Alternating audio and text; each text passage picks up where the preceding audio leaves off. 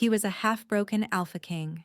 She was the cursed nanny no one wanted, until his wolf scented her, and the goddess chose a side. I was just the nanny for his pups, until the alpha king stopped the mating ceremony for me. The scent of warm milk and chamomile tea was Lira's universe. It clung to the velvet curtains, soaked into the old rug, and wrapped around the carved cribs that held the two most important pups in the Winterfang pack. Up here in the royal nursery, in the highest tower of Frostkeep, the world forgot she existed. Which was exactly what everyone wanted. Lira hummed under her breath, rocking the smaller pup against her chest. Little Nyla yawned wide, showing the faintest glimmer of budding fangs, a tuft of pale silver hair sticking up every which way. In the other crib, her brother Corin twitched in his sleep, one tiny fist wrapped around the ear of a stuffed wolf. "There," Lira whispered. "You're safe. At least one of us is." Outside the thick oak door, the castle thrummed like a living thing. Laughter, clinking glass, the distant pulse of drums. Tonight, the pack celebrated the start of Alpha King Roran's official Luna search, a grand ceremony where every noble-born she-wolf would try to catch his eye. He was supposed to pick a shortlist. He was supposed to pick anyone but her. Lira Thorne smoothed Nyla's blanket and forced her shoulders to relax. She'd long ago learned not to listen to the whispers, but they still slipped under doors and into cracks. Traitor's whelp. Tainted blood. Her parents nearly killed us all. She didn't even know what her parents had supposedly done. No one would tell her the full story. Just, they betrayed the last king. They died for it. You're lucky we let you live at all. Lucky. Right. Her luck meant she worked the jobs no one wanted, under rules that changed whenever it suited them. Still, the nursery wasn't the worst exile. The pups didn't care that her last name was a curse. They only cared that she answered when they cried. The door opened without a knock. Lady Saris Valen drifted in on a whisper of silk and sharp winter roses. Her platinum hair was braided in some elaborate pattern that probably took 3 maids an hour. Diamonds glittered at her ears and throat like pieces of ice. Lira straightened instinctively, folding her hands in front of her apron, eyes lowered. "My lady," she murmured. Saris's gaze flicked over the pups, softening for half a heartbeat. Then it landed on Lira and cooled by 10 degrees. "The twins are clean?" Saris asked. "Yes, my lady," fed and settled. Saris's nostrils flared as if she could scent a lie. "Make sure they do not wake during the ceremony. The elders say crying unsettles visiting alphas." "Yes, my lady." Eyes like chips of cloudy quartz drifted over Lyra's simple gray dress, the frayed cuff she hadn't had time to mend. Disdain curled Saris's lips. "Remember your place, Thorn," she said. Quietly. "If not for my petition, you would have been cast out with the rest of your line." The reminder slid between Lyra's ribs like a practiced knife. She bowed her head deeper. "I remember." Saris left, perfume and contempt lingering long after the door clicked shut. Lyra's throat burned, but she swallowed it back. The pups stirred, sensitive to tension. She bent over them, smoothing blankets that didn't need smoothing, pretending that tiny lives and soft lullabies were enough. Down below, the celebration swelled. Roran would be standing on the dais now, flanked by elders and warlords, accepting pledges of loyalty and trays of potential mates like offerings to a hungry god. An alpha king with his pick of powerful, polished women. What would he ever want with an omega whose parents' names were spit like curses? Corin's fragile whimper snapped her from the thought. He twisted in his sleep, little face scrunched, ears twitching. "It's all right," she whispered, scooping him up. "Bad dreams aren't allowed in my nursery." His whimper bloomed into a full wail, thin and piercing. Nyla joined him a second later, twin cries ricocheting off the stone walls. The noise clawed at Lyra's nerves, but this, she knew how to fix. Rock, sway, pat. No good. The pups were too worked up. Their little bodies trembled, eyes squeezed shut, as if they sensed a storm. Her own heart beat too fast, chest tight with a familiar helplessness. The same helplessness she'd felt as a child, listening to men shout and doors slam just before everything in her world burned. Her mother's voice rose in memory, soft as snow. When your mind is loud and the world is cruel, little moon, sing. The goddess hears wolves who sing. Lira hesitated. Singing in the nursery was harmless. Singing in the keep? Using her mother's lullaby under this roof? She did it anyway. The first note slipped out rough and quiet, a shaky thread in the thick air. The second came easier. The old melody wound around her tongue like it had been waiting, coiling through the room in silver strands. Nyla and Corin calmed. Their cries stuttered, then faded. Their small bodies relaxed, noses twitching, as if scenting the song itself. Lyra's own lungs eased.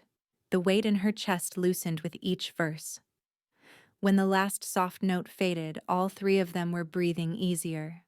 Lira didn't notice how the sound had seeped under the door, down the staircase, across polished stone and through a hall full of wolves whose alpha had not truly scented anything in 5 long years. Until the entire keep seemed to hold its breath. The pressure hit first. The nursery air went heavy, thick with power. The fine hairs along Lyra's arms stood on end. Nyla and Corin twitched in their cribs, not crying, but aware. Footsteps approached down the corridor. Not the quick, scurrying patter of staff. Heavy, measured, each impact a territory claim. Lyra's stomach dropped. The latch turned. The door swung open. He filled the doorway.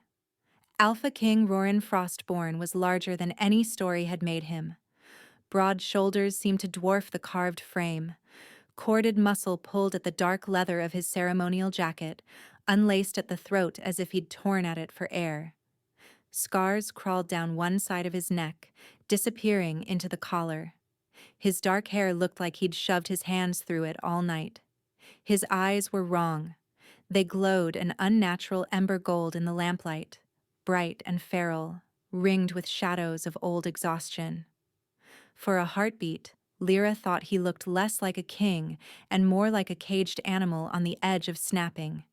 Then that molten gaze locked on her. Not on the pups, not on the cribs. Her. Every lesson she'd ever learned about survival crashed back at once. Lira dropped into a bow so deep her braid brushed the floor. "My king," she managed. "Forgive the noise. I didn't mean to disturb. Sing." The word was a growl under thin control, low enough that her bones vibrated with it. Lyra's tongue froze. "Your Majesty, I only meant to soothe. Sing. Again." He took one step into the room, and it was like the walls moved to make space for him. "Now." The wolf in his voice brooked no argument. Her own wolf, small and battered as it was, whimpered and wanted to flatten to the floor. Pain spiked in her chest at the old humiliation of it, the reminder that omegas were programmed to bend. She sucked in a breath anyway. If he wants a song, he gets a song, she thought. And if it's the last order I ever follow, at least the pups will be calm. She lifted her head the tiniest bit. Mistake. Up close, Roran's eyes weren't just gold. Flecks of dull copper swam there, hazy and unfocused. He looked like a man trying to see through smoke. "Please," he said, and the word was ragged. "I haven't. Nothing has smelled this clear in years. Don't stop it now." Her heart misfired. She sang. The lullaby curled into the air again, hesitant at first, then stronger as old memory took over. Notes slid around stone, climbing the beams. Nyla and Corin settled deeper into sleep, their breathing syncing with hers. Roran inhaled. The change in him was almost violent. His pupils blew wide. The frayed wildness in his aura thinned, like static losing charge. For one instant, the orange in his eyes cooled to a steady, bright amber. He stepped closer, close enough that Lira could feel the heat coming off his body. Close enough that his scent finally cut through the background musk of milk and clean linens, pine smoke, winter wind, and something frayed and singed underneath, like burnt ozone. "Goddess," he whispered. "There you are." Lyra's voice faltered. "My king?" He lifted a hand. She flinched, bracing for a reprimand. His fingers closed around her wrist instead, big hand enveloping slender bones. His grip was firm, not bruising, but absolute. Fire shot up her arm. Not pain. Not exactly. More like heat and pressure and the shock of a circuit slamming shut. Whatever thin thread bound her wolf to her spine went taut, humming with strange energy. His eyes flared. "There it is," he said, voice gone hoarse. "The bond." The word jolted through her. "No," she blurted before she could stop herself. "That isn't possible. I'm a thorn," he finished, lip curling. "An omega? A nobody in an attic who sings to pups and keeps her head down because the elders told her she should have died with her parents?" Her lungs forgot how to work. He knew her name. He knew her story. "You think I don't listen in my own halls?"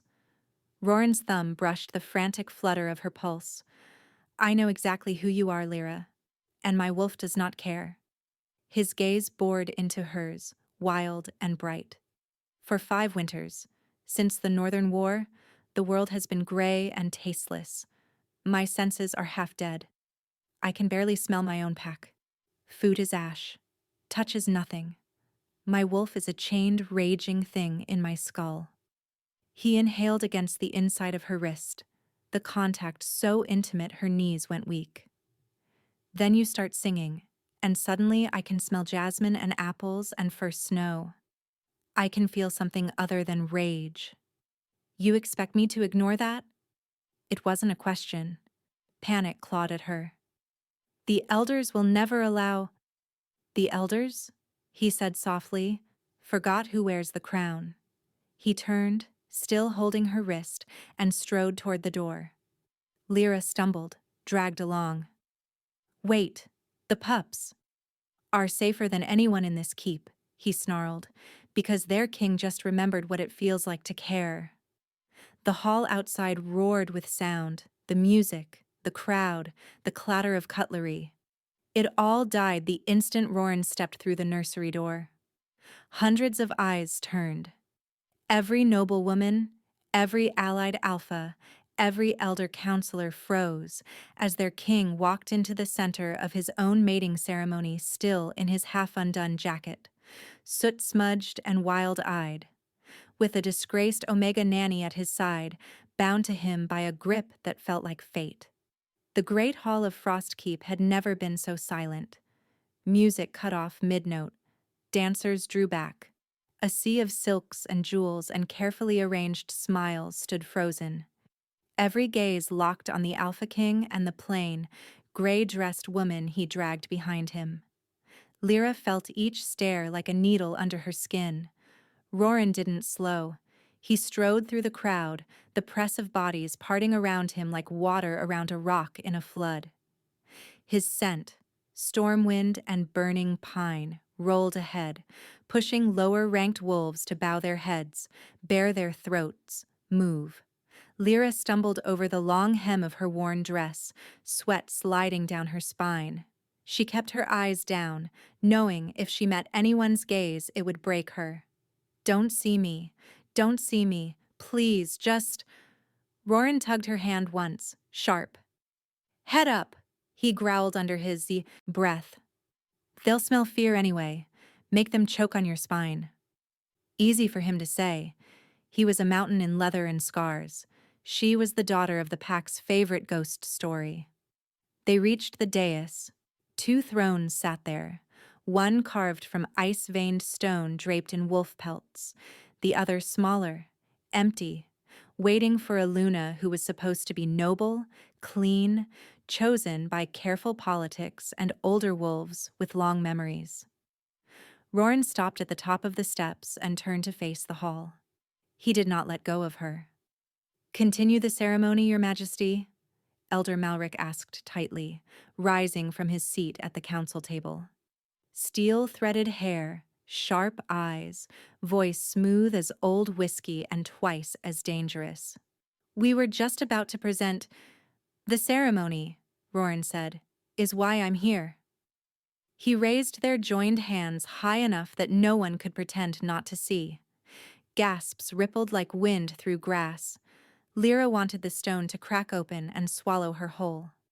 "We are gathered," Roran said, voice carrying easily to the rafters, "so your king can choose a mate. A Luna. Someone whose bond will steady his wolf and strengthen the pack." He looked down at her then, and for the first time since he'd stormed into the nursery, the violence in his eyes eased. Something softer flickered there. Raw. Bewildered. Fierce. "My wolf has chosen," he said. The hall erupted. Voices crashed over each other, outrage, disbelief, panicked whispers. "The Thorn Girl! Blasphemy! She's an Omega. Her parents nearly destroyed us. He's mad." A chair scraped hard. Lady Saris stepped forward from her place near the front, gown glittering like frost. Her face was composed, but Lira caught the crack in it, the flash of white around her mouth, the betrayal in her eyes. "Your Majesty," Saris said, voice like a blade in velvet. "This is a joke. You owe your pack more than this. You cannot claim her." Lira flinched. The old shame roared up, hot and choking. Of course Saris would be furious. The elders had been grooming her as Luna in everything but name for years. Roran's jaw flexed. "I owe my pack an alpha who isn't 2 bad nights away from tearing out his own throat," he said. "I owe them an heir who won't inherit a broken beast." He drew Lira a fraction closer. His thumb pressed once into the inside of her wrist, as if grounding himself. "For 5 winters, nothing has cut through the fog. No healer, no potion, no ritual. Today, a woman I have never spoken to sang for 2 frightened pups, and I remembered the smell of apples." A murmur of confusion rolled through the hall.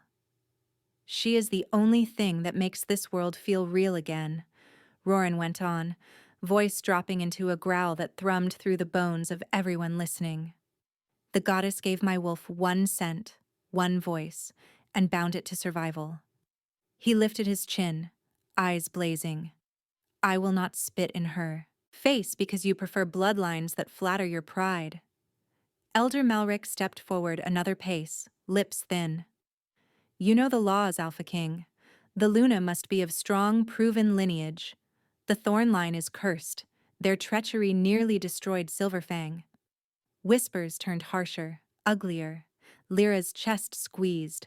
Memories flashed. Booted feet, shouting, her mother shoving her into a root cellar with bloody hands saying, "Stay quiet, little moon.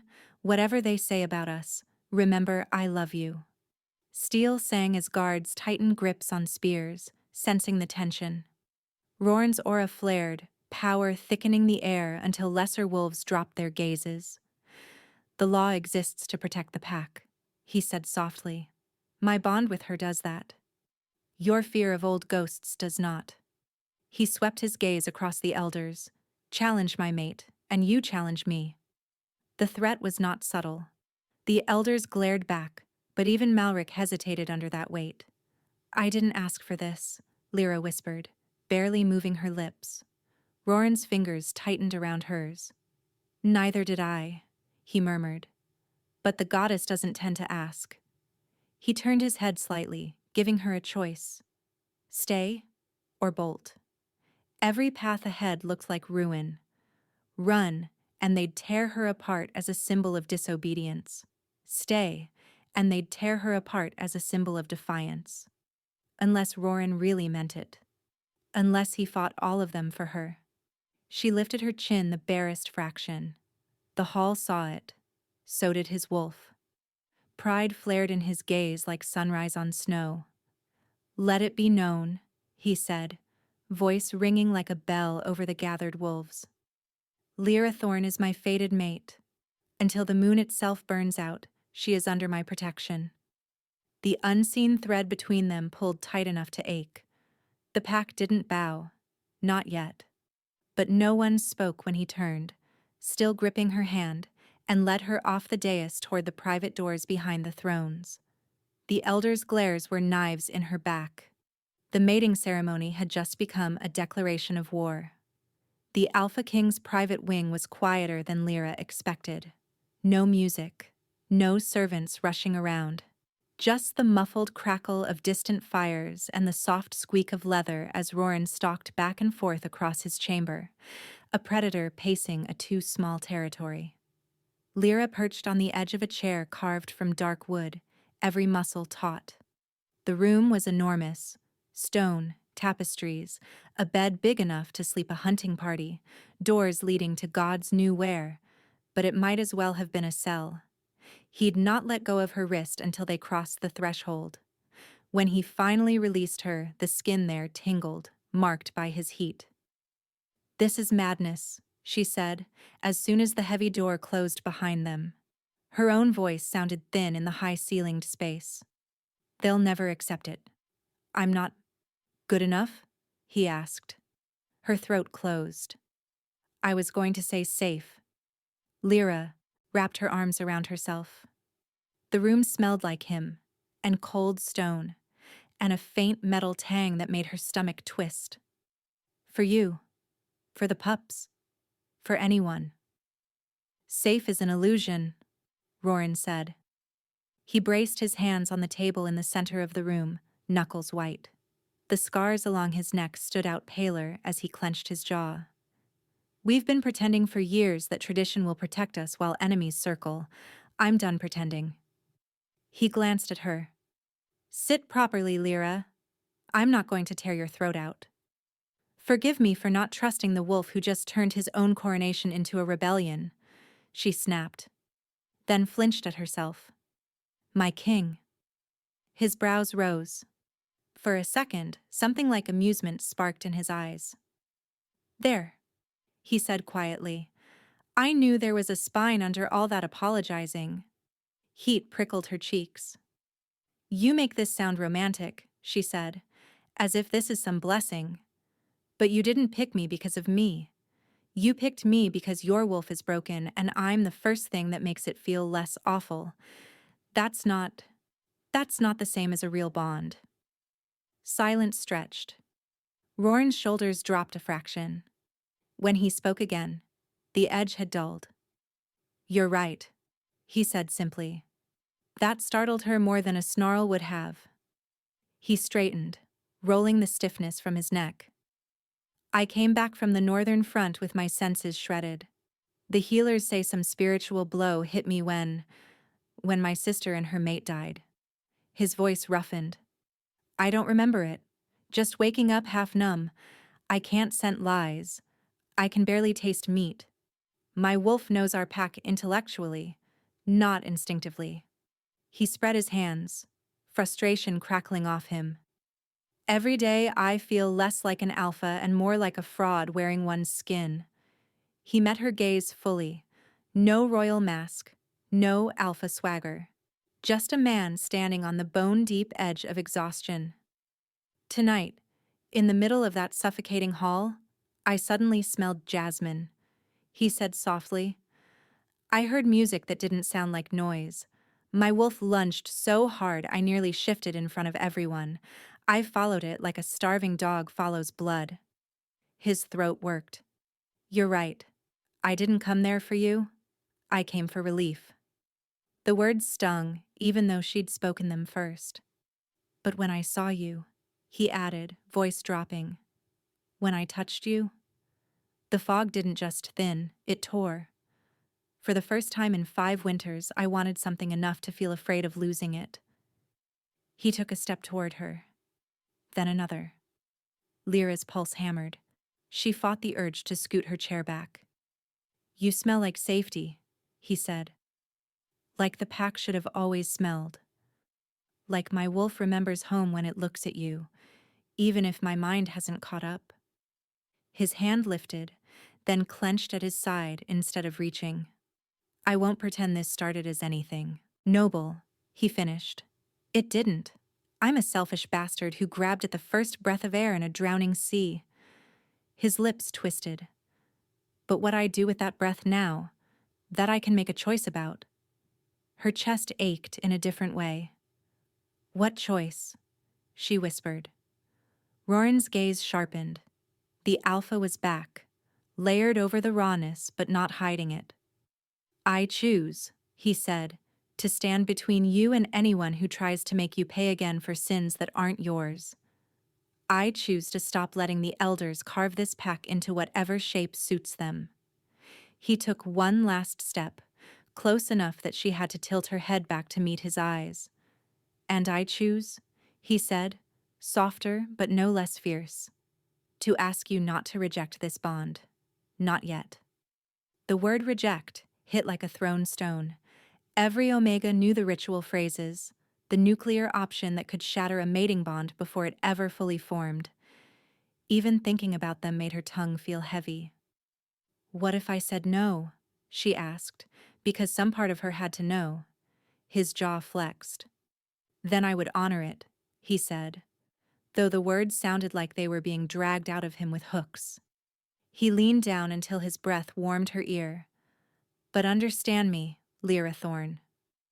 A shiver shot down her spine at the way he said her name. If you speak those words, Roran murmured, wolf leaking through the edges of his voice, I will burn this pack's rotten roots to ash. There will be nothing left for you to return to. Her breath stalled. It wasn't a threat designed to trap her. It was the horrible, honest promise of a man who had finally found a reason to care if he lost control, and would rather scorch the world than let it take that reason away. I don't want your kingdom burned for me, she whispered. Then help me rebuild it instead, he said. And for the first time, the idea of mate didn't feel like a collar. It felt like a door. The next days blurred into a new, uncomfortable rhythm. Lira wasn't sent back to the servants' tower. Roran had guards posted at the end of his corridor with strict orders. The king's mate does not leave this wing without his say-so. Mate. The word hung over every interaction. No formal ceremony had been performed. No mark bit into her skin. The bond between them was still a fragile, half-formed thing, but the pack didn't see nuance. They saw an Omega from a disgraced line behind the Alpha King's bedroom door. The glances from staff went from indifferent to darting and nervous. Nobles avoided the royal corridor altogether. When Roran wasn't nearby, the silence pressed in, thicker than ever. He tried, in his own blunt way, to make the cage less gilded. He had her meals sent from the kitchens instead of the general hall, hot and covered, instead of the cold scraps she was used to. He ordered the seamstress to bring dresses that actually fit her instead of cast-offs 2 sizes too big. Once, without comment, he dropped a worn leather book of pack histories on the table between them during breakfast and said, "The version you were taught is bullshit. Read the older records." Sometimes in the evenings, he brought one of the twins to his chamber. Nyla loved grabbing his hair and babbling nonsense at his scars. Corin fell asleep on Lyra's chest, small hand fisted in her shirt. Those were the moments that felt almost like a life. The rest was politics. Elder Malric and his allies made no secret of their displeasure. Lira heard the raised voices even through oak and stone when they met with Roran. She is a liability. Her mere presence divides us. The council must approve the Luna. Roran's snarls rattled the walls. You didn't need intact senses to know that every decision now had a second question baked into it. What does this mean for the king's tainted mate? Lira wanted to help, to do something other than sit in the king's rooms like a symbol and a weakness. You're using me as a shield, she said one night, after yet another tense council session. Roran had come to the nursery instead of his chamber, shoulders tight, energy sparking. Nyla gurgled between them, happily smearing mashed carrot into Roran's sleeve. He snorted. I'm using you as an excuse to say no to old men who think they own my spine. That's flattering, I guess, she said, but I can do more than be an excuse. He glanced at her, wary. Such as? Listen. She stroked Corin's hair as he dozed. I grew up among the people who don't get invited to your councils, cooks, stable hands. The old widow 2 streets down who sells herbs and hears everything. They talk around me like I'm part of the furniture. I hear things your spies don't. Roran's posture shifted, interest pricking through the fatigue. And what have you heard? He asked. That the Pups' parents didn't die the way the elders said, Lira answered. The words tasted like treason, but secrets festered when left buried.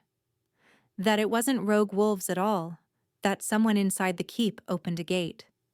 Roran went still. Who told you that? His voice was low, dangerous, but not aimed at her.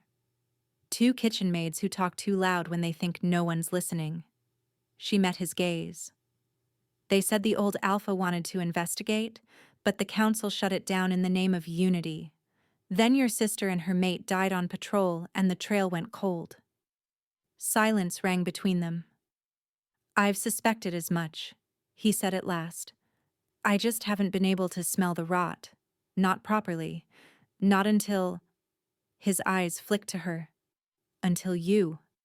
Heat crept up her neck. Then let me stand beside you when you face them, she said, heart pounding. If they want to use me as a weapon against you, make them aim at a moving target. His lips twitched. You want to walk into a den of elders who think you should be dead and poke them with a stick. Yes.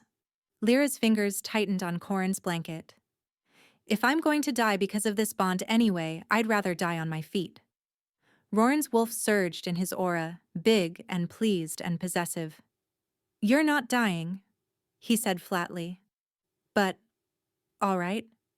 He exhaled, decision clicking into place. Sit in on the next council. You don't speak unless spoken to. You watch. You listen. And if anyone so much as looks like they're threatening you, my guards end the meeting with blood. That seems balanced, she said dryly. He smirked, brief and sharp. Welcome to rule, little moon. It's mostly deciding whose blood is acceptable. The endearment slipped out so naturally it took them both a second to realize he'd said it. Don't call me that, she said quickly, heart fluttering. Why? His eyes softened. You don't like it? She did. Too much. Because I don't know if this is real, she admitted, or if I'm just a bandage over an old wound. He sobered. Then we'll find out, Roran said. Together. And for the first time, she believed him. Which, of course, was when someone tried to kill her. The first attempt came in the corridor. Lira left the council chamber ahead of Roran, stomach churning from an hour of veiled barbs and polite venom. The elders had greeted her presence with icy silence, forced to tolerate her by the king's decree, but clearly planning their next move. She'd met their eyes anyway. Malric's gaze had been the worst, measuring, cold, like a butcher evaluating an animal before the knife. Now, walking back toward the royal wing flanked by 2 of Roran's personal guards, she told herself she'd done well. Chin up. No stammering.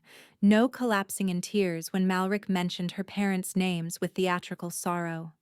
They betrayed us all. Poor things.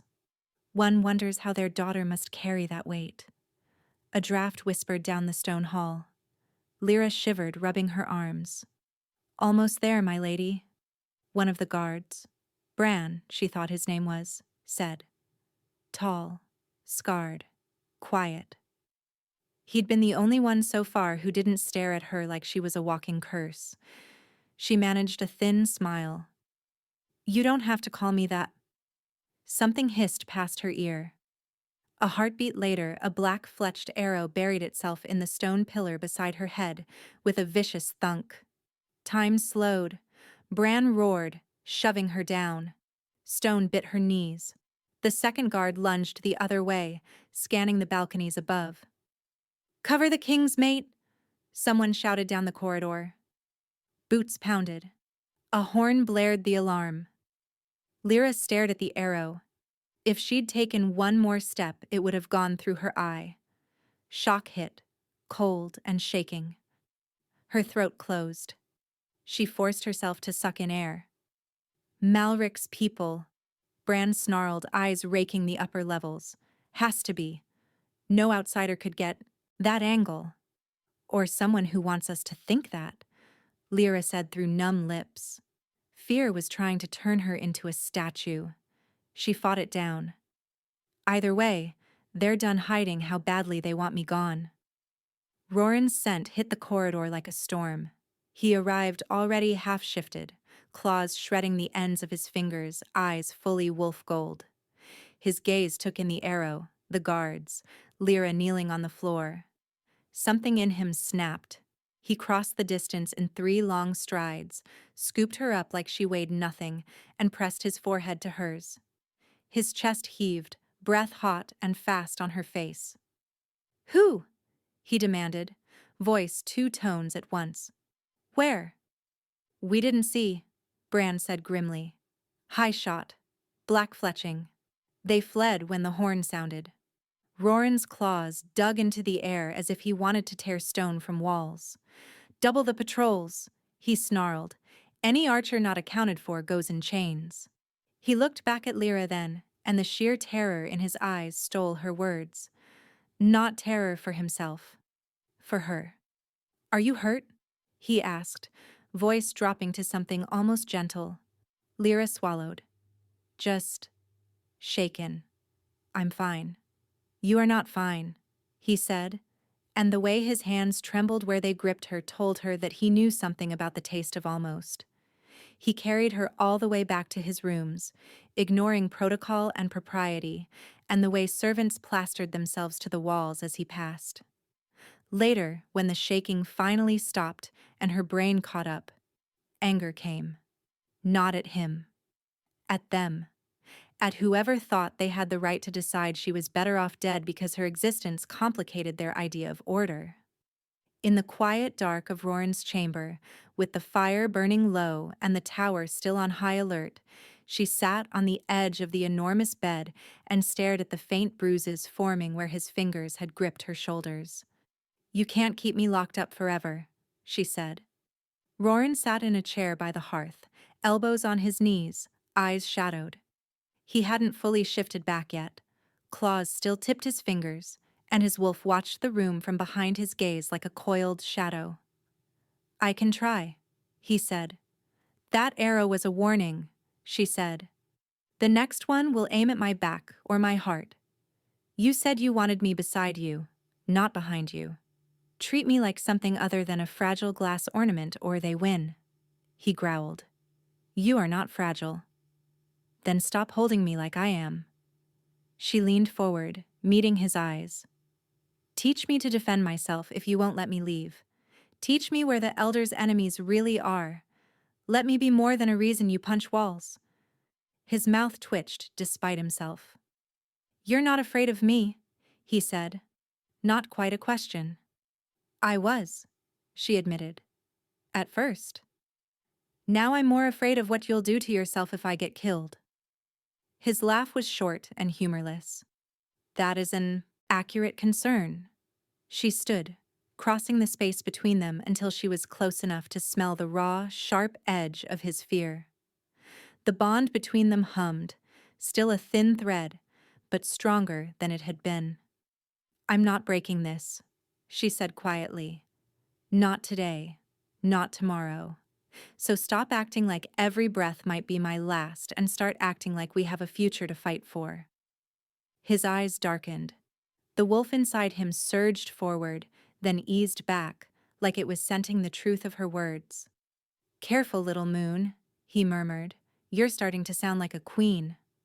"Someone has to," she said. Which is how, a week later, she ended up standing at his right hand in the council chamber when everything finally blew apart. The council chamber smelled like ink, old fur, and stale self-importance. 7 elders sat at the crescent stone table, each wrapped in robes marked with their lineage. Elder Malric at the center, Lady Saris to his left, invited in her capacity as head of the violin line. Others Lira knew only by wary reputation. They all knew her. Roran sat on the high-backed chair at the focus of the crescent, the Alpha's seat. He wore no crown today, just dark leathers and the thin silver torque at his throat that marked him as king. His expression was carved stone. Lira stood beside him, hands clasped loosely in front of her, spine straight. Her dress was still simple, but at least it fit. Her heart pounded hard enough to shake her ribs. She tried not to show it. Elders watched everything. Malric cleared his throat. Alpha King, we requested this audience to address the situation. You mean my mate, Roran said. A tick pulsed in Malric's jaw. We mean the risk you are exposing this pack to by elevating an Omega from a disgraced bloodline. Roran's lip curled. I elevated her because my wolf chose her, and the goddess answered. Your approval is a distant concern. Malric's gaze slid to Lira. He smiled. It did not reach his eyes. Child, he said, and the word hit like a slap. You must understand the difficult position you put us in. Your parents' actions. I don't, Lira said before she could stop herself. Silence snapped through the room. Malric blinked, thrown off script. You don't? I don't understand, she said, forcing her voice not to shake. Because no one has ever told me what, exactly, Galen and Mirathorn did. Just that it was unforgivable. They sold pack secrets to rogues, Malric said smoothly, recovering. They compromised defenses. Wolves died. The last king spared your life out of mercy. Roran's fingers flexed, knuckles whitening on the arm of his chair. Lira sensed the tension in him, the suspicion, the way he scented the elder's words and found no clear lie, but no clear truth, either. I have read the old battle logs, Roran said. They mention ambush. They do not mention names. The king wished to keep the shame quiet, Malric replied. We agreed never to speak of it publicly. And yet everyone in the keep knows my parents were monsters, Lira said quietly. Forgive me if that doesn't feel very quiet. Saris's gaze cut to her, hard and appraising. The past is not the point, Thorn. The point is the future. Our Alpha King is already wounded. His senses are weakened. His wolf is strained. He needs a Luna who will strengthen him, not someone whose presence tears this pack in half. Funny, Lira said, anger finally outpacing fear. His wolf seemed very clear when it walked into the nursery. Saris's nostrils flared, but it was Malric who leaned forward. You presume much, girl, he said softly. A half-blind wolf lunging at the first flicker of color is not the goddess's will. It is desperation. We are here to stop our king from making a mistake that could cost hundreds of lives. Roran's aura flared, power spiking. You are here, he said, voice dangerously calm. Because you believe you own my choices. He rose in a smooth, lethal motion. You are wrong. His eyes glowed, a wolf's gaze looking out through a man's face. The bond exists, he said. I feel it. Lira feels it. You all saw it when I claimed her in the hall. You know enough of the Luna legends to recognize what it means when an alpha's senses snap back around one person. A flicker of unease passed through a few of the elders. Old tales spoke of rare pairs whose bonds were more than political convenience, sacred matches that shifted entire packs. Malric schooled his features back into disdain. Legends are stories for pups. We live in reality. Reality, Roran said, is that someone shot an arrow at my mate in your hall. A ripple of shock. A couple of elders looked genuinely surprised. Saris's eyes widened, then narrowed, calculating. Malric's brows lifted. "You are accusing us?" "I am saying," Roran replied, "that the only ones who benefit from her death are those who want to keep me half-broken and easy to steer." Heat crawled up Lira's spine. There it was, spoken aloud. The suspicion that had hung over everything since the Northern War. "Careful, Your Majesty," Malric murmured. "You skate close to accusing your own council of treason." "If the fur fits," Roran said. Wolf energy crackled, sharp and dangerous. Guards outside the door shifted their stances. Lira sensed the cliff edge ahead. She stepped forward, just half a pace, enough to draw Malric's attention. "You're afraid of me," she said quietly. All eyes turned to her. "Ridiculous," Malric scoffed. "You are," she repeated, softer but more certain. "You'd never have gone to this much effort for a useless little Omega singing to pups. You'd have let the king be lonely and half-numb forever if that's all this was. But the second I showed up, suddenly there are speeches and arrows and this." She gestured at the charged room. "What is it about me that scares you?" she asked. "My parents? Or the possibility they weren't what you said?" For the first time, she saw it. A crack. It flashed in Malric's eyes and was gone, buried under fury. But it had been there. A flinch. Roran saw it too. His wolf surged to the forefront, scenting blood in the water. He smiled, a sharp, cold baring of teeth. "We're done here," he said. Malric sputtered. "You can't simply—" "I can," Roran cut in. "And I am. This council is adjourned until I decide otherwise." He turned, hand closing around Lira's. Power pulsed through their touch, thin, still, but growing. Malric's voice followed them out, velvet over poison. "This isn't over, Alpha King," he called. "Your people will not follow a Luna they believe was born from treachery." Roran didn't look back. "She won't be the one they answer to," he said. "We will." But the promise rang hollow without proof, and Malric knew it, which is why, later that night, he didn't send another arrow. He sent a cup. The goblet arrived with her dinner.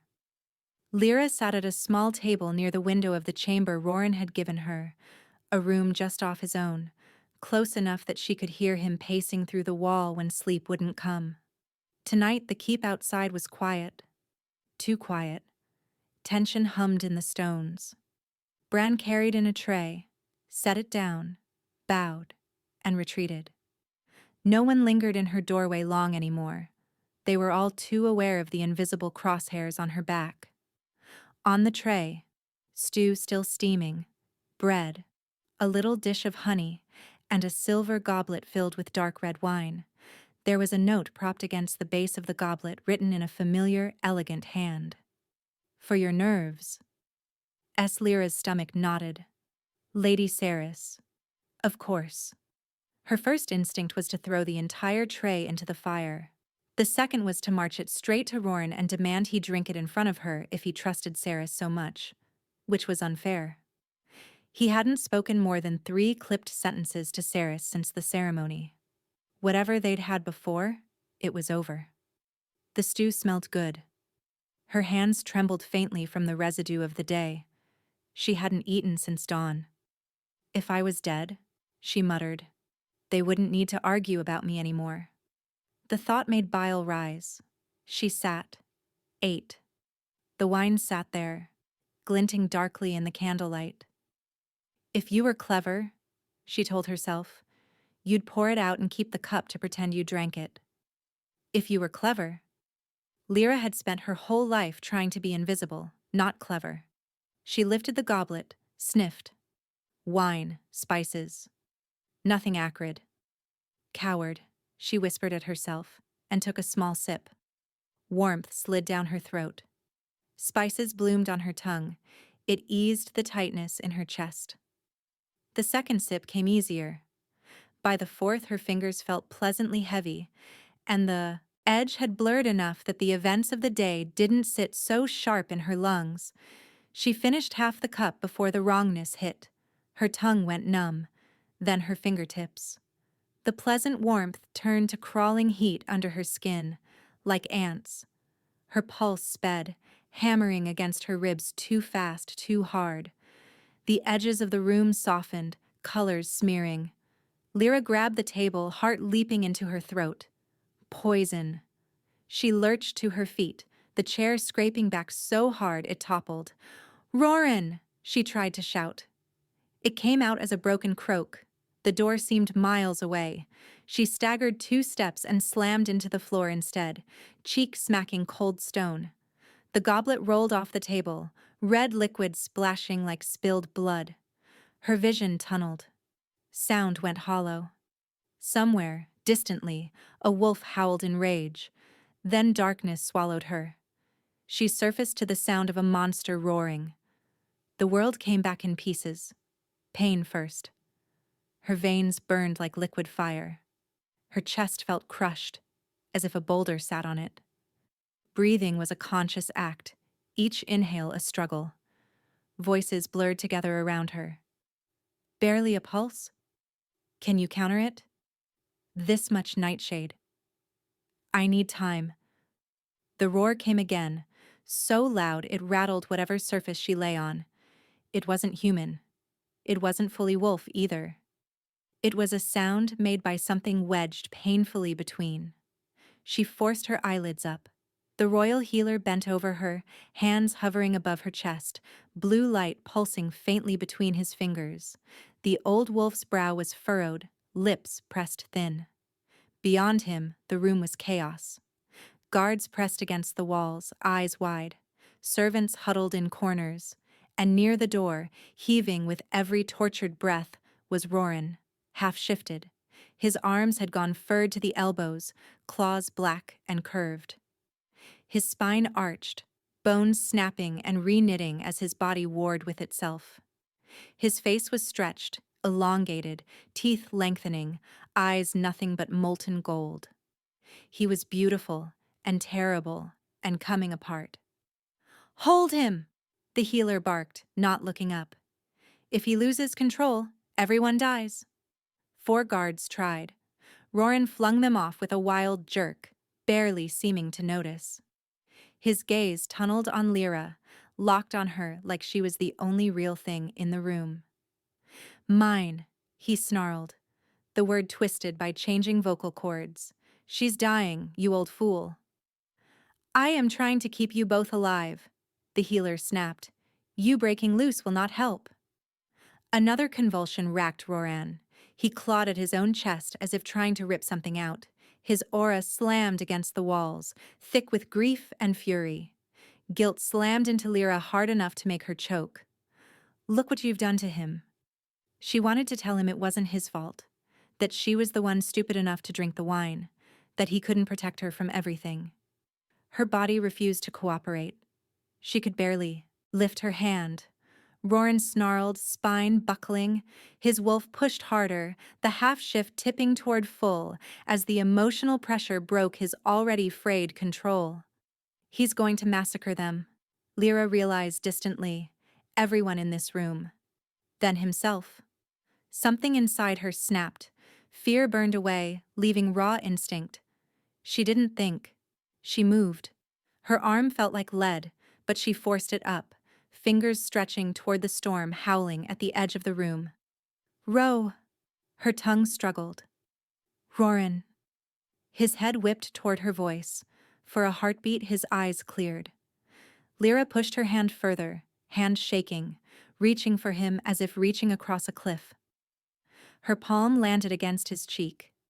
His skin was scorching, fur scratching her fingers. His bones shuddered under her touch. "Look at me," she whispered, every word dragged out of a narrow throat. "I'm not afraid of you." The bond between them flared. Silver erupted from her palm. Light spilled out, not bright like sun, but soft and cool, like moonlight on fresh snow. It poured from her hand into his face, down through his skull, flowing into the wild, snarling presence of his wolf like water over a bonfire. The monster inside him howled. The sound hit her mind as much as her ears. Rage, pain, terror.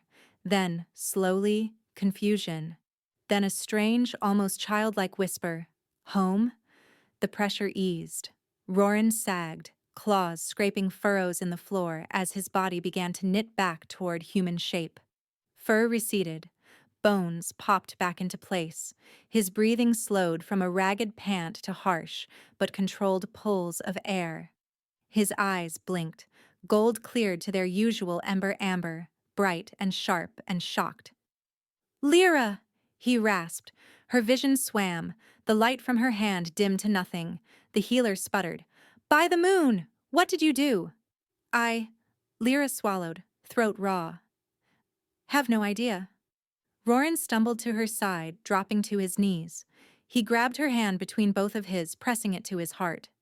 "You stay," he ordered, as if she had any intention of going anywhere. "Do you hear me? You stay." "Bossy," she croaked. His laugh was half a sob. The healer cleared his throat, blinking tears of strain from his eyes. "That helped," he admitted grudgingly. "Whatever you are, girl, it kept the poison from stopping her heart outright." "I can work with this." "Whatever I am," Lira echoed faintly. "Not just a cursed Omega, apparently." A new fear joined the old ones, because Malric had been terrified of something, and Lira was starting to suspect this was it. Recovery was slow, frustrating, and full of questions. The healer identified the poison, nightshade and wolfsbane, mixed with a stabilizing agent that made it hard to purge. Classic assassin's brew. Without the strange flare of silver energy from her hand, he said, she'd have been dead before anyone reached her. "She did what?" Roran demanded again later after this dust settled, pacing his chamber in a fresh storm of agitation. "Poured moonlight into your crazed wolf and kept it from ripping the castle apart," the healer said dryly, "and slowed a lethal poison in her own veins. I have heard of such things in old tales, but never seen one." "Such as what?" Lira asked, propped up against pillows. The world still wobbled around the edges, but at least she could sit without throwing up. The healer hesitated. "Moonhealer," he said finally. "Once, very rarely, the goddess breathes a conduit into the bloodline of a pack. Their touch can soothe rage, mend spiritual wounds, even quiet feral wolves. Most died out centuries ago, some were hunted. Their power made them a threat to those who preferred fear over faith." Cold slid down Lyra's spine. "Galen and Mira Thorne," she whispered. "My parents. Were they—" "Likely the last moonhealers born in this pack," the healer said quietly. "Your mother had talent with injuries none of my poultices could touch. Your father calmed a full war shift with a hand on its ruff. I suspected once. Then the elders declared them traitors, and no one dared say the word again." Roran turned slowly. "You suspected," he said, voice dangerously calm, "and never thought to mention this to your king?" The healer lifted his chin. "The elders made the subject punishable by exile. You were 16 and grieving when they died, Roran. They controlled everything." "Not anymore," Roran growled. He looked at Lira. The intensity in his gaze made her want to squirm. "So they weren't traitors," she said, voice thin. "They were— what? Too powerful? Too inconvenient? Or they knew something about someone's ambush," Roran said. Fury simmered in him like lava. Malric and his ilk needed them discredited. So they twisted their power into a curse in the stories, made everyone fear their blood. He sank onto the edge of her bed, hands braced on either side of her legs. "And now," he said softly, "their daughter wakes that same power up again, in front of all of them." Lyra's pulse skittered. "Is that what happened?" she asked the healer. "I woke something up?" "Yes." The old wolf's gaze warmed, just a fraction. The poison forced your body into a corner. Desperation often cracks seals we don't know we carry. He leaned closer, serious. This power will not be kind to you if you do not learn to wield it. It will drain you, burn you, perhaps even kill you if you throw it around with no training. But with the right balance. He looked between her and Roran. Well, he said, the goddess doesn't waste gifts. Lira let her head fall back against the headboard, mind spinning. Moonhealer. Not cursed, not monster, not useless. Dangerous, yes, but in her own right. Not as an extension of her parents' sins. Roran's fingers brushed her wrist, gentle this time. Looks like the council is afraid for good reason, he said. You undo everything they've built their power on. I almost died, she said. That cup came from Saris. Roran's expression went ice cold. I know. She's Malric's weapon, Lira said. He gets to be reasonable while she does what he won't dirty his hands with. She probably didn't pour the poison herself, but it came from them. Roran's jaw clenched. You realize, little moon, that means the next move won't be covert. They've lost subtlety. They'll come for you openly. For us. Good, she said, surprising even herself. Let them try where everyone can see. He stared at her for a long moment. You were never meant to be invisible, he said quietly. She swallowed. Apparently not. Then we stop pretending, he said. He looked at the healer. How long until she can stand through a public rite? The healer huffed. A few days if she rests. A week if she's stubborn. I don't have a week, Roran said. By then, Malric will have half the border alphas convinced she eats pups. He turned back to Lira. There's an old rite, he said. Older than the council. Older than most of our laws. A blood oath under the full moon. If we complete it, our bond becomes more than legend. Unbreakable. The pack will feel it. They'll have to accept what the goddess has already done, or break with her entirely. And if we fail? Lira asked. He didn't sugarcoat it. We could both die, he said. Or go mad. Her stomach dropped. Roran. I'm not asking lightly. He held her gaze. But Malric has already tried arrows and poison. He will try blades next. I can fight wolves. I can't fight fear and rumor. Not alone. He took a breath. With you. With this power you carry. We might actually have a chance to rip his lies out by the roots. Lira closed her eyes for a moment. She saw the arrow quivering in stone beside her head, the cup spilling red. Roran half shifted and tearing himself apart. Her parents' faces, fuzzy with time, smiling sadly in the last memory she had. Traitors, moonhealers, her blood. When she opened her eyes, something new sat behind them, not just fear, not just duty, resolve. All right, she said, tell me what I have to do. They didn't get the chance to make the right on their own terms. Malric struck first. The next full moon rose 3 nights later, huge and white over Frostkeep, washing the inner courtyard in silver.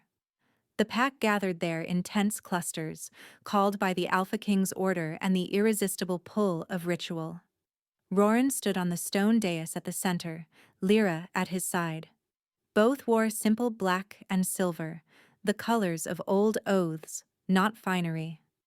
The ceremonial dagger rested on a wolf pelt-draped altar between them. The air hummed with expectation. Wolves in the crowd whispered, "Is he really? With her? Goddess, if this works. If it doesn't, we're doomed." Roran lifted his hands. "Tonight," he called, voice carrying easily. "We ask the goddess to judge what wolves have argued about. I offer my blood, my bond, and my crown to her will." He looked at Lira. She resisted the urge to fidget. "Will you stand with me?" he asked. Her voice didn't shake. "Yes." He took her hand, warm and solid and real. The bond between them hummed, thin but bright. He reached for the dagger. "Stop!" The shout cracked like a whip. Elder Malric strode through the crowd, flanked by half a dozen armed wolves in council livery. Lady Saris walked beside him, expression carved from marble. "You cannot perform this rite," Malric boomed. "Not with her." Murmurs surged. Wolves shifted uneasily. The tension in the air thickened. "This is between my mate and me," Roran said, voice hard. "And the goddess. You have no place here." "I have every place here," Malric snapped. "As do the wolves you claim to lead. They deserve to know the truth about the woman you intend to bind this pact to." He pointed at Lira, theatrical, eyes flashing. "Lira Thorne is the daughter of Galen and Mira Thorne," he shouted. "The same pair who sold secrets to our enemies and led rogues to our borders. Because of them, warriors died. Pups died. The last king's only son died." Lies and half-truths, Lira thought, but the crowd didn't know which was which. Gasps and growls rose. Wolves shifted their stances, some edging away from the dais. "She carries their blood," Malric pressed. "She carries their curse. And you would bind us to it? Make us all subject to the whims of a moon-touched witch?" Something ugly twisted in the murmurs now. Old fear, carefully cultivated hatred. Roran's aura surged, furious. "Watch your tongue."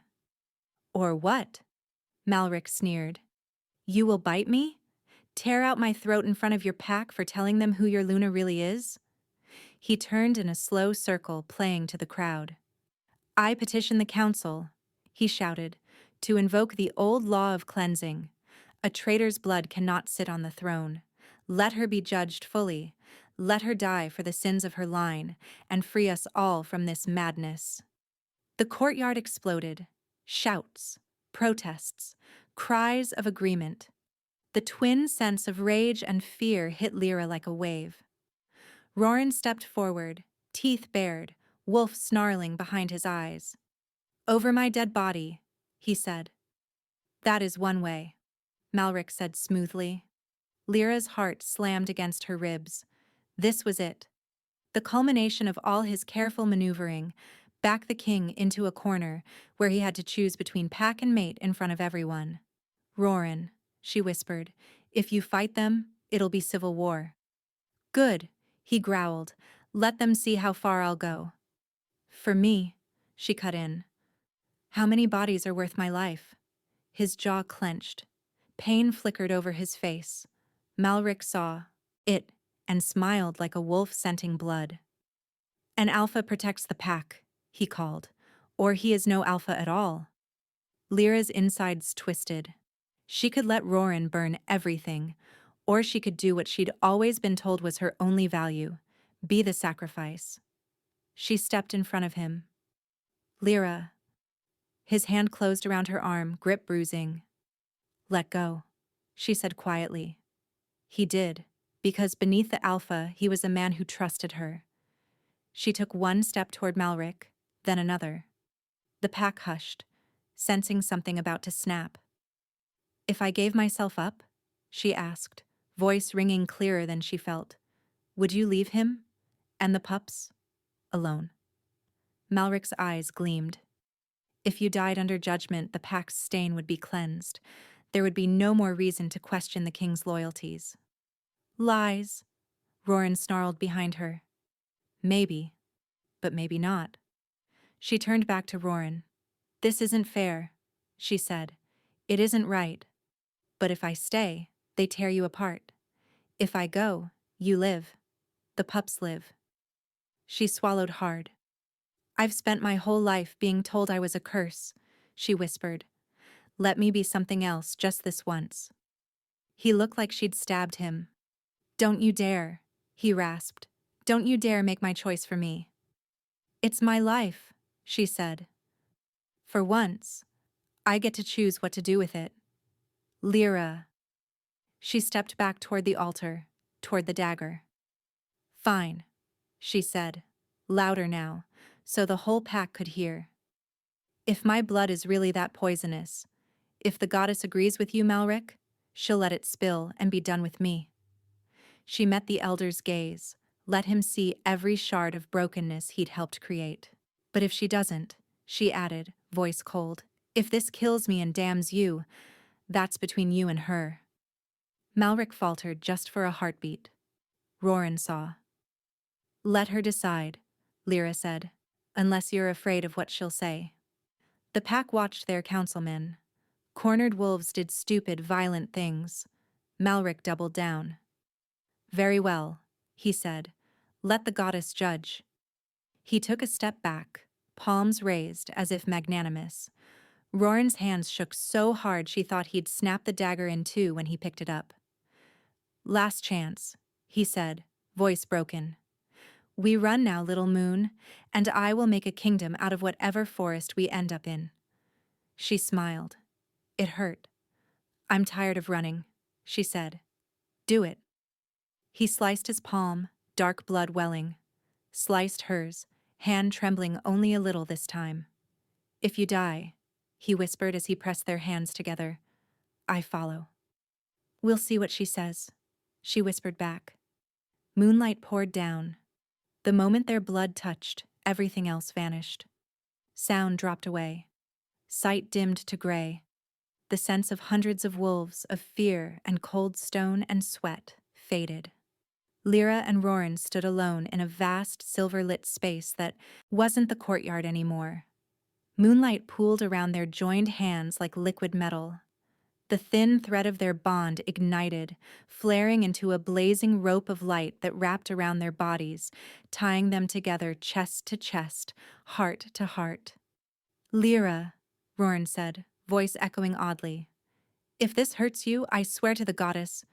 Too late, she said, but there was a shaky smile in it. The light surged. Images slammed into her. Roran as a boy, chasing his sister up these same steps. Roran on a battlefield. Snow red around him.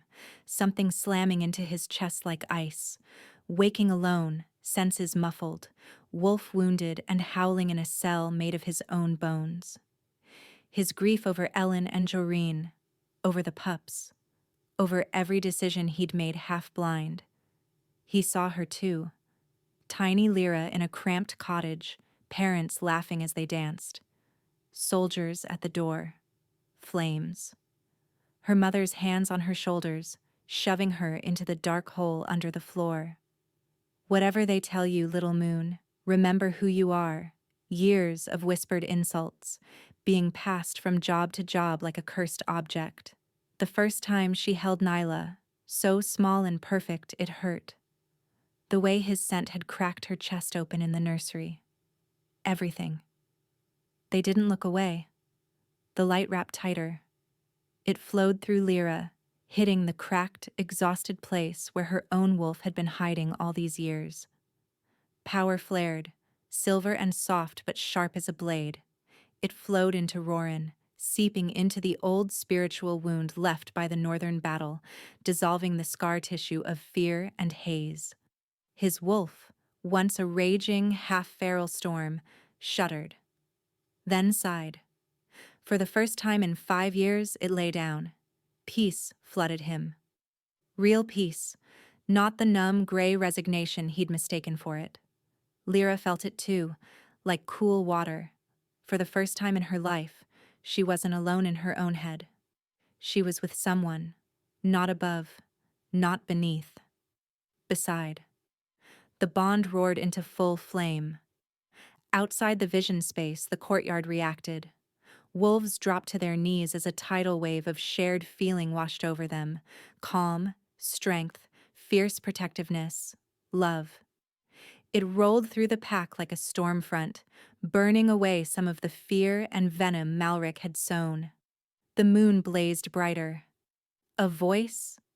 Not a sound exactly, more like a pressure, brushed the edges of Lyra's mind. Child of my blood, it seemed to say, you are not a curse. Lira laughed, tears slipping down her cheeks. You took your time, she muttered. Roran squeezed her hand. Together, they turned to look outward. Malric stood at the edge of the dais, face twisted in horror as the silver light washed over him. It burned against his aura like acid. His lies and manipulations curled and blackened in the presence of something too old to be fooled. "You have used my name to bind wolves to your fear," the Knot voice said, all around them. "You called treason what was only power you could not control. You killed my healers and framed them for your own sin." Images flashed. Malric in a torchlit room years ago, whispering with rogues, trading patrol routes for coin and influence. Galen and Mira stumbling onto the meeting, light flaring from their hands as they tried to stop it, only to be cut down by guards Malric had primed with lies. Lyra's stomach flipped. Roran's rage surged, but the bond held him steady. The pack saw it all. Gasps, growls, snarls as wolves realized what they'd believed for years was a manufactured story. "You frame my parents," Lira whispered, fury and grief mixing until she shook. "You killed them and called them traitors." Malric staggered, clutching his chest. This is a trick. "Trick this," Roran said softly. The silver light around their hands arced outward, slamming into the elder. He went flying back into the crowd. Chaos erupted. But it wasn't the chaos Malric had been counting on. Wolves he'd controlled for decades turned on him, eyes blazing with betrayal. His guards hesitated, then dropped their weapons. Some slunk away. Others grabbed him, pinning his arms despite his snarling. Roran stepped forward, hand still wrapped around Lyra's. "The goddess has judged," he said, voice more wolf than man. "The traitor stands revealed." Malric fought, but years of old power had made him soft. Rage wasn't enough to save him. The pack dragged him to his knees. "What do we do with him?" someone shouted. Roran looked at Lira, her blood pounded in her ears. She could have called for death. It would have been easy, satisfying. But behind Malric were years of wolves who'd followed him out of fear and ignorance. Killing him would feel just, but it wouldn't fix the rot he'd left. "We don't need another martyr," she said quietly. "We need the truth." She raised her voice. "Strip him," she called. "Not his skin, his title, his lands, his seat. Let him live long enough to watch what he built fall apart without him." A murmur of savage approval went through the crowd. Roran smiled, baring teeth. "You heard your queen," he said. "Take everything. Leave the man." Malric howled as they dragged him away. Lady Saris stood very still, eyes blazing with a complicated mix of fury, grief, and something like reluctant awe. "You were part of this," Lira said, meeting her gaze across the courtyard. "Maybe not the poison, but you held the knife on my parents' memories every time you repeated his version of the story." Saris's jaw clenched. "I believed him," she said. "Once, not anymore." She bowed, stiff but real. "I will answer for my part," she said, "but not tonight. Tonight is yours." She melted back into the crowd. Roran turned to the pack. "You felt it," he said. "Her power, our bond, the goddess's judgment. If you cannot accept that, I will not force you. Take your families and go. But if you stay," he squeezed Lyra's hand. "You stay under our rule," he finished. "Together." Silence. Then one wolf knelt. Bran. "My king," he said. Then, after the barest hesitation, "My queen." Others joined him, one by one, then in groups, until the entire courtyard was a sea of kneeling wolves. Lyra's throat closed. She looked at Roran. He looked at her. Their bond pulsed, warm and steady. "Looks like we survived," he said. "For now," she replied. "But that's enough for tonight." The days after the blood oath felt like waking up after a long fever. The pack moved differently. Some wolves left, unable or unwilling to accept the new order. Roran let them go without pursuit, only warning them that spreading Malric's lies beyond their borders now carried the weight of treason. Most stayed, some out of loyalty, some out of fear, some because when they looked at their king and his mate now, they felt something they hadn't felt in years. Balance. Lira found herself busier than she'd ever been. She didn't just sit in the nursery anymore. She still visited Nyla and Corin daily. She would never give that up. But now she also stood at Roran's side during audiences, traveled with him to the training yard, met with healers and scouts and stable masters. She listened. She learned. She practiced her gift, carefully, under the healer's stern eye. Small things at first. Calming a shaken patrol wolf whose shift wouldn't reverse. Easing the nightmares of a pup who'd lost his parents in one of Malric's border skirmishes. Every touch took energy. She'd finish sessions trembling and wrung out. Roran would be there with broth and a blanket, and a look that said he'd pick her up and carry her to bed if she didn't move on her own. "I'm not a porcelain doll," she muttered one night, accepting the blanket anyway. "I know," he said.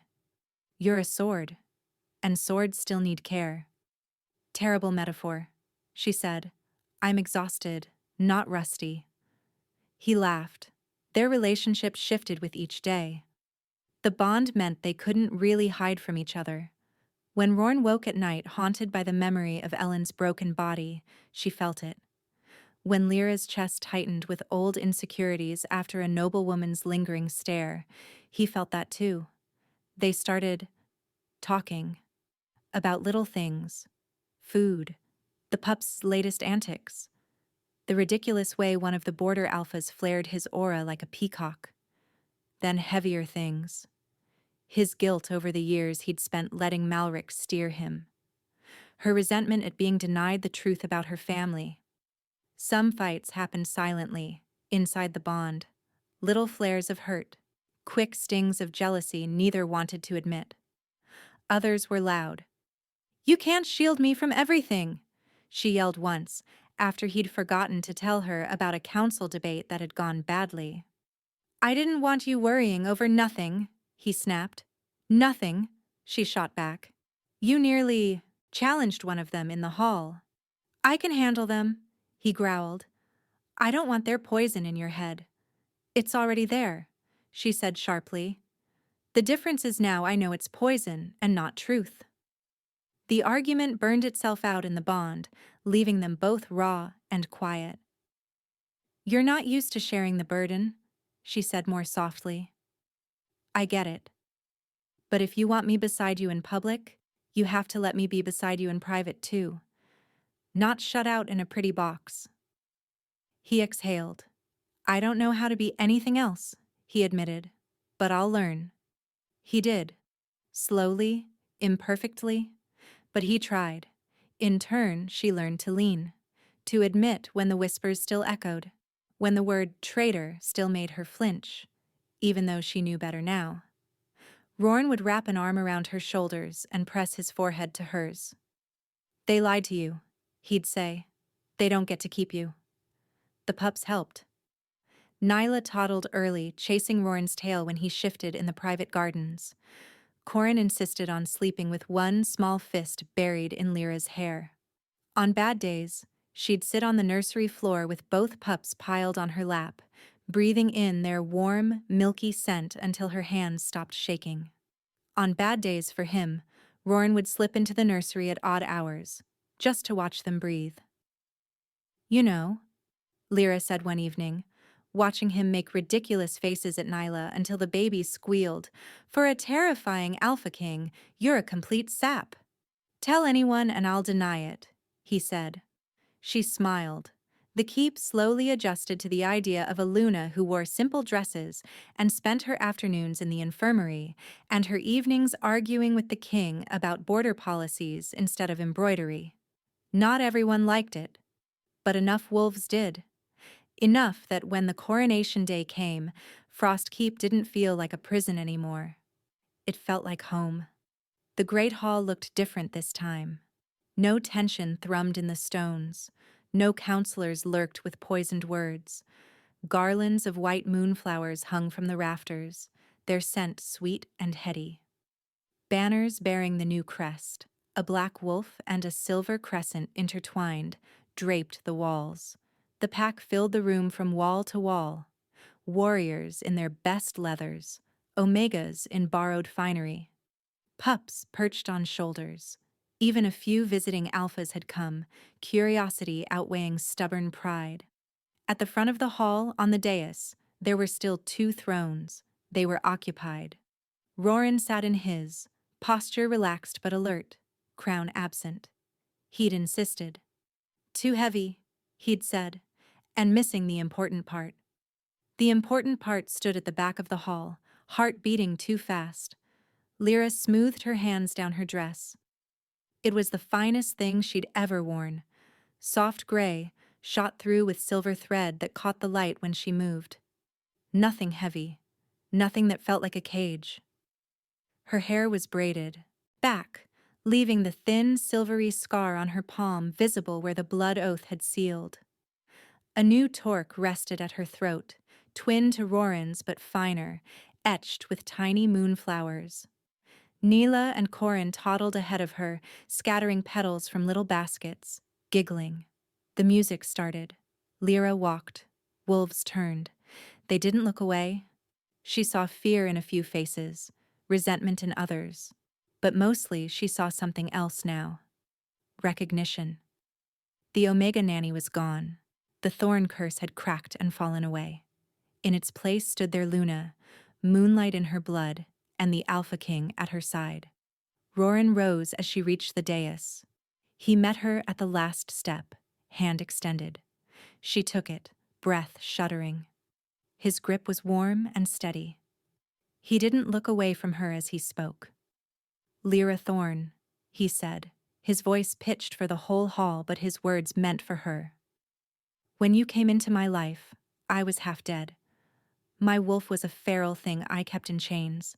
My heart was a stone I carried out of duty, not love." He smiled, small and real. "Then you sang," he said. "And for the first time in 5 winters I smelled apples." Laughter rippled through the hall, soft and fond. "You fought me," he went on.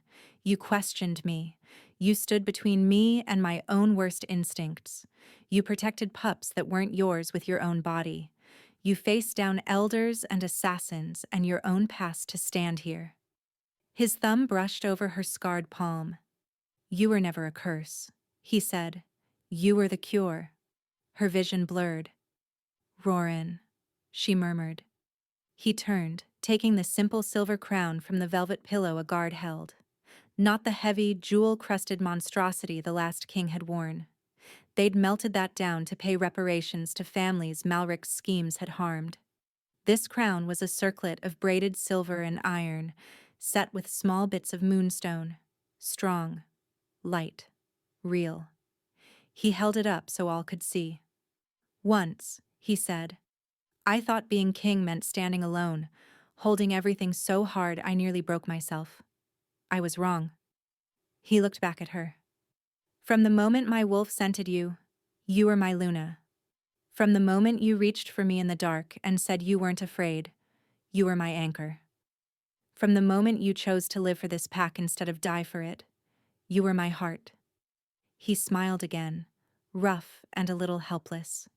"They saw a nanny," he finished. "I saw my future." With infinite care, he set the crown on her head. It settled into place as if it had been waiting for her all along. The pack roared. Howls and cheers crashed against the stone, joyous and wild. Wolves thumped fists against chests. Some shifted partially, eyes glowing, voices joining the chorus. Lyra's heart felt too big for her ribs.